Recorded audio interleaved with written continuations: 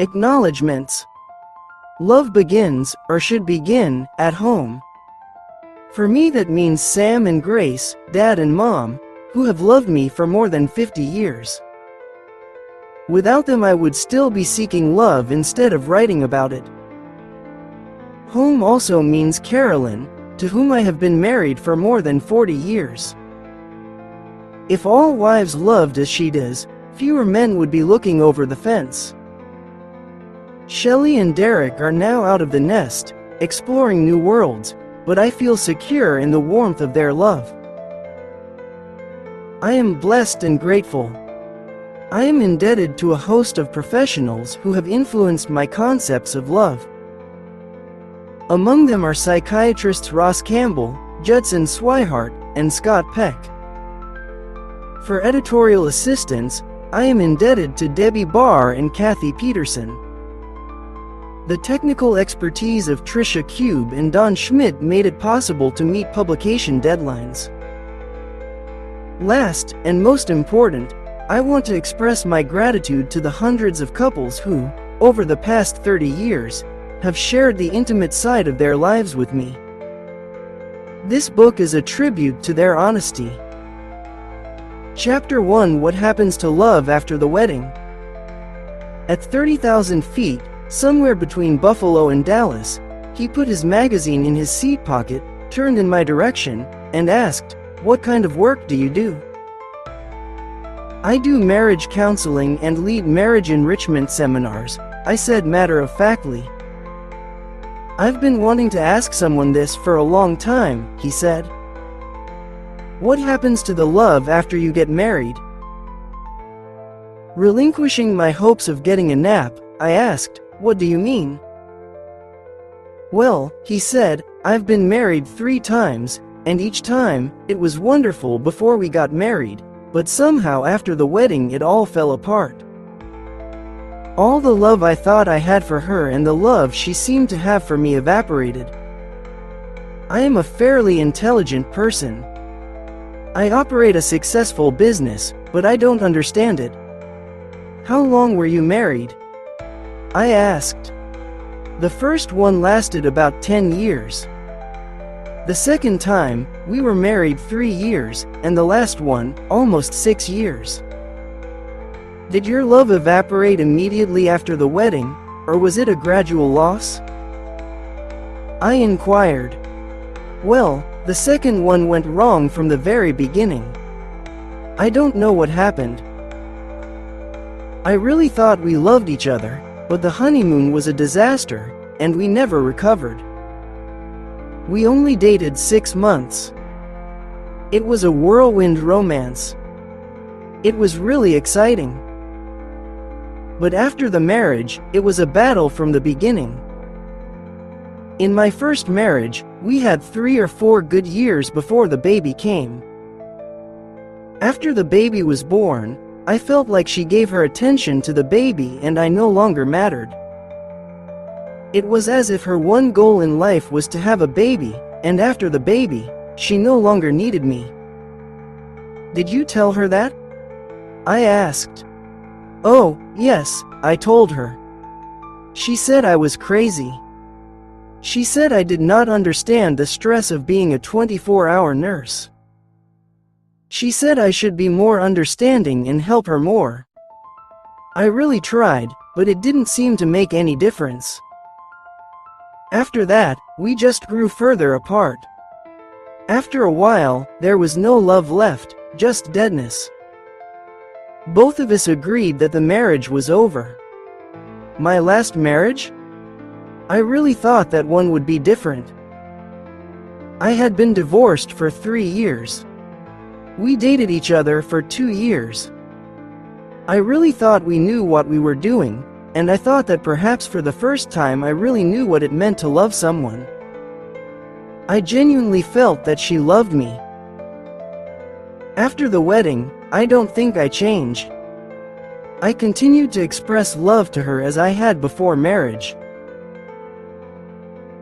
I told her how beautiful she was. I told her how much I loved her. I told her how proud I was to be her husband. But a few months after marriage, she started complaining about petty things at first, like my not taking the garbage out or not hanging up my clothes. Later, she went to attacking my character, telling me she didn't feel she could trust me, accusing me of not being faithful to her. She became a totally negative person. Before marriage, she was never negative.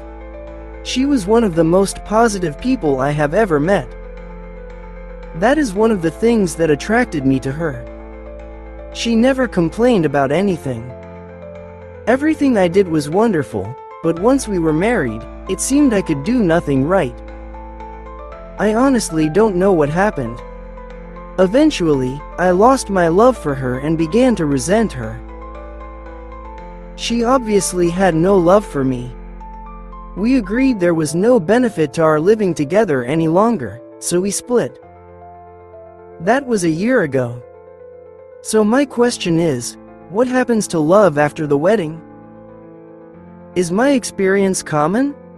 Is that why we have so many divorces in our country? I can't believe that it happened to me 3 times. And those who don't divorce, do they learn to live with the emptiness, or does love really stay alive in some marriages? If so, how? The questions my friend seated in 5A was asking are the questions that thousands of married and divorced persons are asking today. Some are asking friends, some are asking counselors and clergy, and some are asking themselves. Sometimes the answers are couched in psychological research jargon that is almost incomprehensible. Sometimes they are couched in humor and folklore. Most of the jokes and pithy sayings contain some truth, but they are like offering an aspirin to a person with cancer.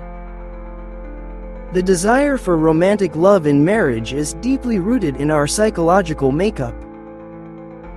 Almost every popular magazine has at least one article each issue on keeping love alive in a marriage. Books abound on the subject. Television and radio talk shows deal with it. Keeping love alive in our marriages is serious business. With all the books, magazines, and practical help available, why is it that so few couples seem to have found the secret to keeping love alive after the wedding? Why is it that a couple can attend a communication workshop, hear wonderful ideas on how to enhance communication, return home, and find themselves totally unable to implement the communication patterns demonstrated? How is it that we read a magazine article on 101 ways to express love to your spouse, select 2 or 3 ways that seem especially good to us, try them, and our spouse doesn't even acknowledge our effort? We give up on the other 98 ways and go back to life as usual. We must be willing to learn our spouse's primary love language if we are to be effective communicators of love. The answer to those questions is the purpose of this book. It is not that the books and articles already published are not helpful. The problem is that we have overlooked one fundamental truth: people speak different love languages. In the area of linguistics, there are major language groups: Japanese, Chinese, Spanish, English, Portuguese, Greek, German, French, and so on. Most of us grow up learning the language of our parents and siblings, which becomes our primary or native tongue. Later, we may learn additional languages, but usually with much more effort. These become our secondary languages. We speak and understand best our native language. We feel most comfortable speaking that language. The more we use a secondary language, the more comfortable we become conversing in it. If we speak only our primary language and encounter someone else who speaks only his or her primary language, which is different from ours, our communication will be limited.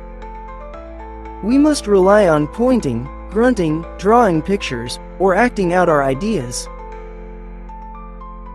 We can communicate, but it is awkward.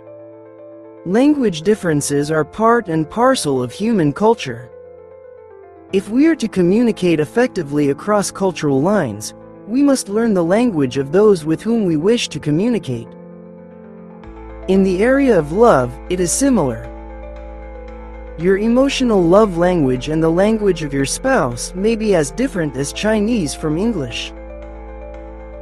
No matter how hard you try to express love in English, if your spouse understands only Chinese, you will never understand how to love each other. My friend on the plane was speaking the language of affirming words to his third wife when he said, "I told her how beautiful she was. I told her I loved her. I told her how proud I was to be her husband." He was speaking love, and he was sincere, but she did not understand his language. Perhaps she was looking for love in his behavior and didn't see it. Being sincere is not enough. We must be willing to learn our spouse's primary love language if we are to be effective communicators of love. My conclusion after 30 years of marriage counseling is that there are basically 5 emotional love languages, 5 ways that people speak and understand emotional love. In the field of linguistics, a language may have numerous dialects or variations. Similarly, within the 5 basic emotional love languages, there are many dialects. That accounts for the magazine articles titled 10 Ways to Let Your Spouse Know You Love Her, 20 Ways to Keep Your Man at Home, or 365 Expressions of Marital Love.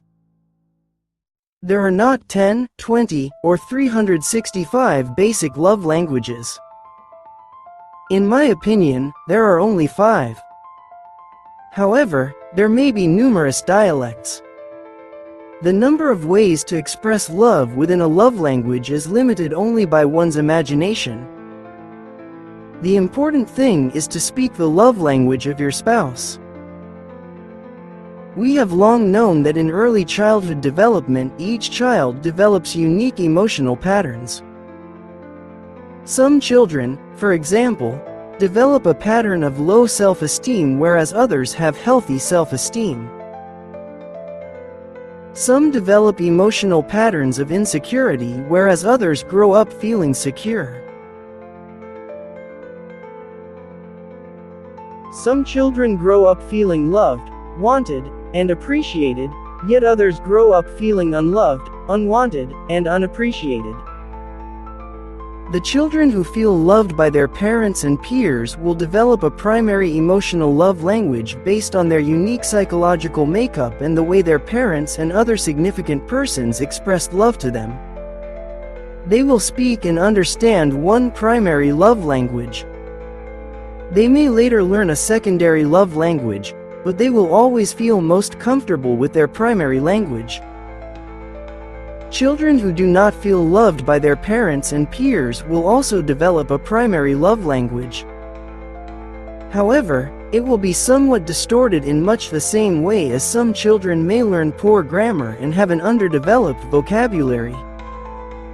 That poor programming does not mean they cannot become good communicators.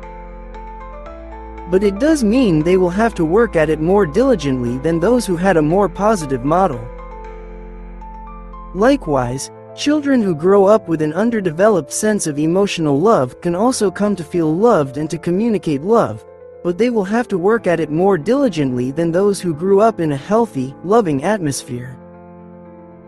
Seldom do a husband and wife have the same primary emotional love language. We tend to speak our primary love language, and we become confused when our spouse does not understand what we are communicating. We are expressing our love, but the message does not come through because we are speaking what, to them, is a foreign language. Therein lies the fundamental problem, and it is the purpose of this book to offer a solution. That is why I dare to write another book on love. Once we discover the 5 basic love languages and understand our own primary love language, as well as the primary love language of our spouse, We will then have the needed information to apply the ideas in the books and articles. Once you identify and learn to speak your spouse's primary love language, I believe that you will have discovered the key to a long-lasting, loving marriage. Love need not evaporate after the wedding, but in order to keep it alive, most of us will have to put forth the effort to learn a secondary love language. We cannot rely on our native tongue if our spouse does not understand it. If we want him, her to feel the love we are trying to communicate, we must express it in his or her primary love language. Chapter 2: Keeping the Love Tank Full. Love is the most important word in the English language, and the most confusing. Both secular and religious thinkers agree that love plays a central role in life. We are told that love is a many-splendored thing, and that love makes the world go round. Thousands of books, songs, magazines, and movies are peppered with the word. Numerous philosophical and theological systems have made a prominent place for love. And the founder of the Christian faith wanted love to be the distinguishing characteristic of his followers.